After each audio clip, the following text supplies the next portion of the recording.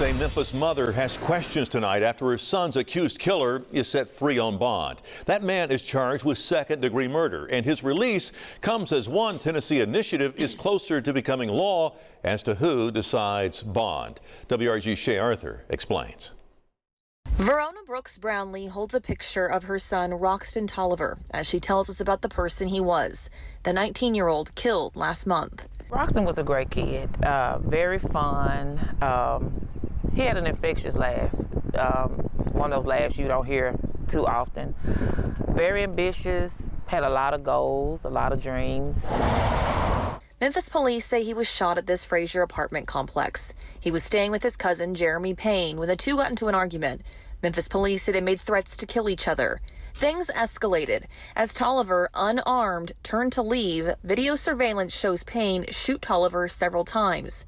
His mother said he was shot in the back, later dying at the hospital. Detectives say Payne told them he shot his cousin. His bond was first set at $100,000.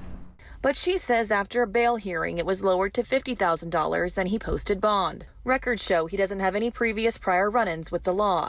My concern is if a person commits a crime, such as murder, which is very serious, I feel like that he or she should not be allowed to even have a bond.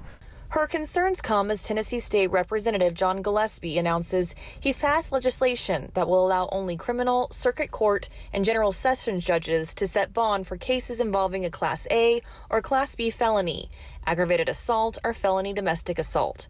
Currently, bail can also be set by a judicial commissioner or a criminal or circuit court clerk. We asked Shelby County District Attorney Steve Mulroy about the bill. He says when it comes to Class A and B felonies, as long as it's limited to that, I don't necessarily have a problem with it. You know, having elected officials make the determination is fine by me. I think if it is as capacious as A and B felonies, there may be some practical problems in just the flood of cases that will have to be decided by elected judges who have a lot of other responsibilities. That may end up being unworkable. I hope not if it does pass.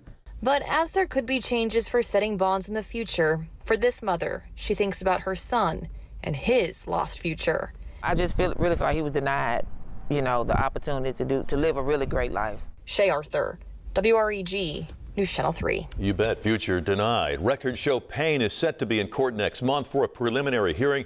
We'll keep watching this case and let you know what happens.